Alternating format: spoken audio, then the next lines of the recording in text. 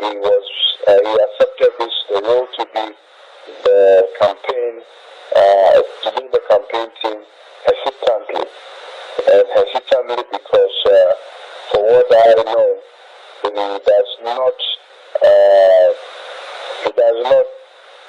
like the way things are going on around the flag bearer. He is not happy with the kind of people the flag bearer seek advice from and how decisions are taken around him.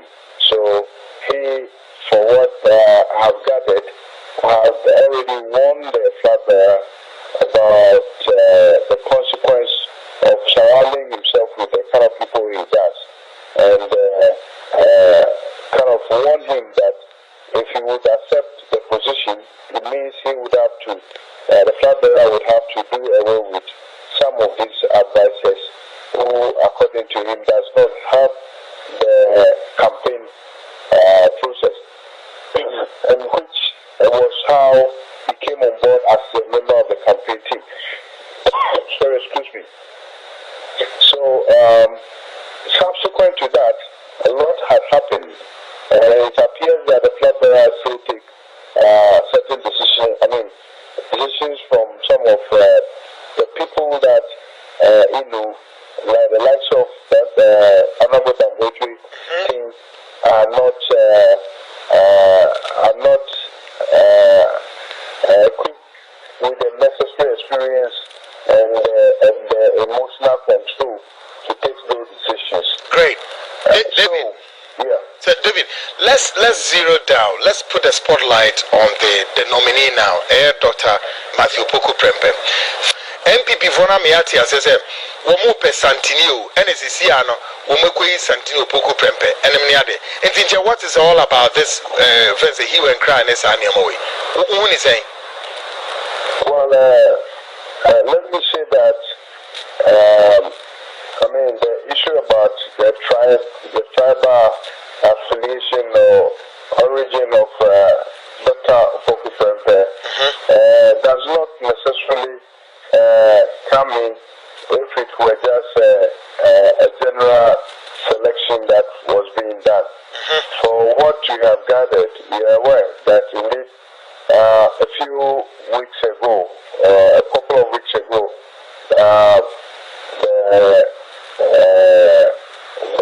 the national security had was supposedly conducted some research. That's the NIP report, correct? Yes. They conducted a research. But before this research was done, in February early this year, there was an earlier research done, which covered a sample size of 200,000. This 200,000 covered members of the party who were selected randomly, some executive members, and all that. So this was also to determine, to scientifically select who is best fit for the running mate position. And in that survey, it turns out that Honorable Kennedy Japan was the most favored for the job. And you recall that in the aftermath of the primaries, the presidential primaries, there has been a very cold relationship between the flag bearer, Dr. Mohammed Bawumia, and the Honorable Kennedy Japan. Correct. And this relationship has been generated into a situation where the Honorable Kennedy Japan said that he was not going to campaign for the flag bearer. Yeah. Except someone else. Matthew Opoku Prempeh emerged as a running mate. Correct. When it turned out that, so when they calculated it, they realized that with him emerging as the preferred running mate of the majority of the party members who were interviewed was sampled, there was a need to bring him on the campaign, but he was never going to be as a running mate because of some of the utterances he made during the flag-bearership race. Correct. Okay. But then the survey there requires that they bring him closer to the campaign, and indeed they did brought him closer to the campaign. You recall when he met the flag bearer in Kumasi during one of the campaign visits by the flag bearer to Swami. Yeah. And so the idea was to just bring him closer and to make it look like there's if iron out their differences. And then he would then drop the name of the candidate that he had said he would prefer. But time has passed. He has realized that he's even more popular than the so-called candidates who we have. He said he would prefer to be the running mate. And the way the report was leaked, the national security report was leaked, also became a concern to many people in the party.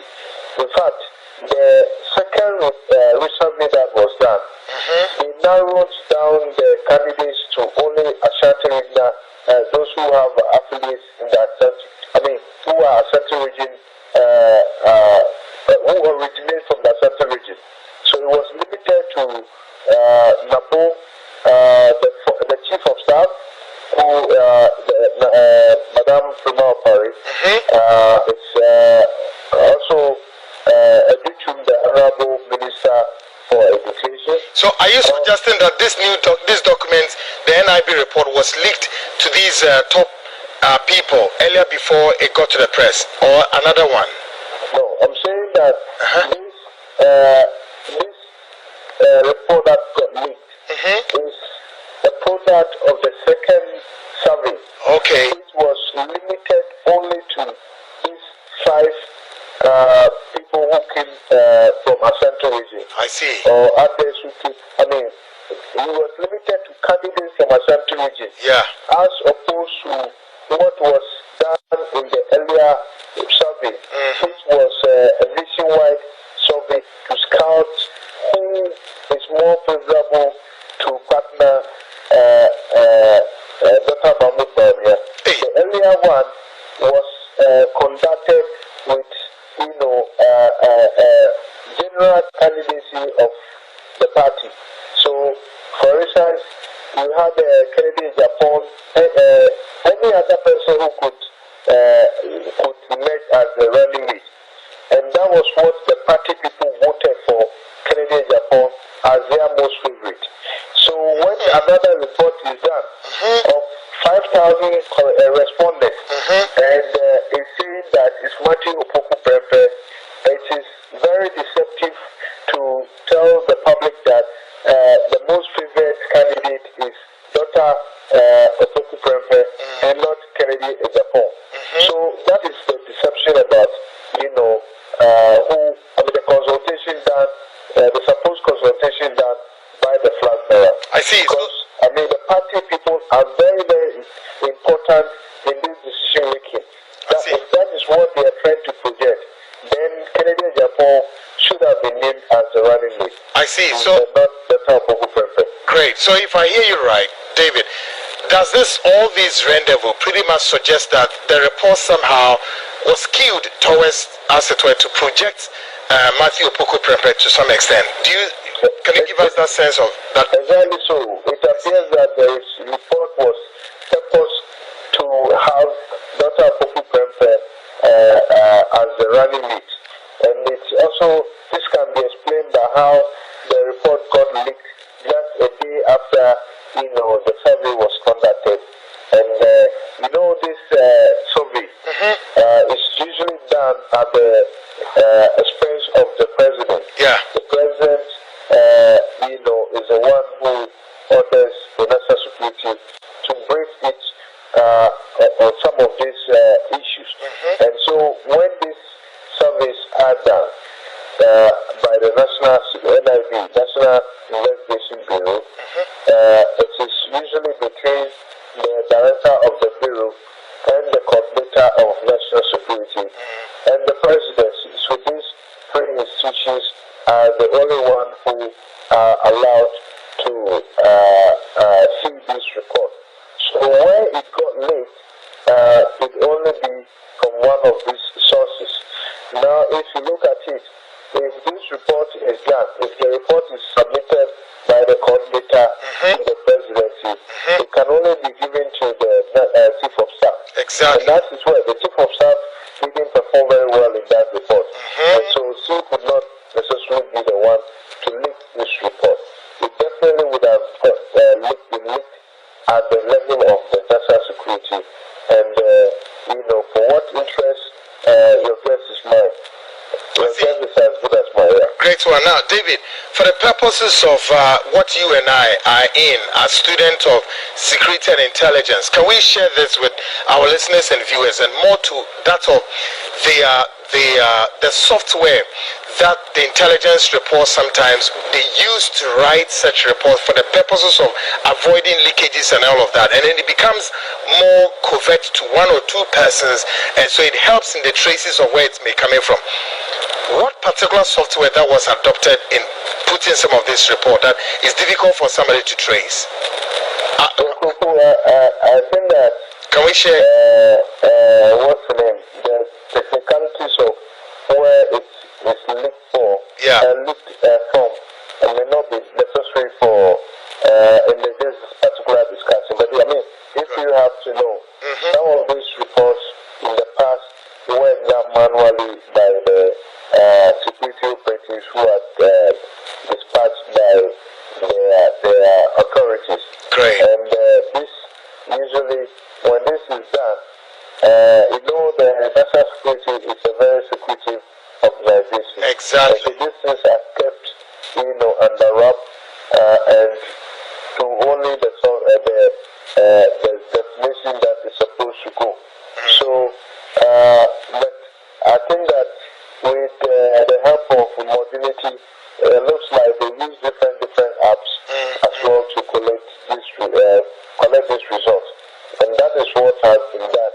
I am aware that the method used for the collection, there is no way.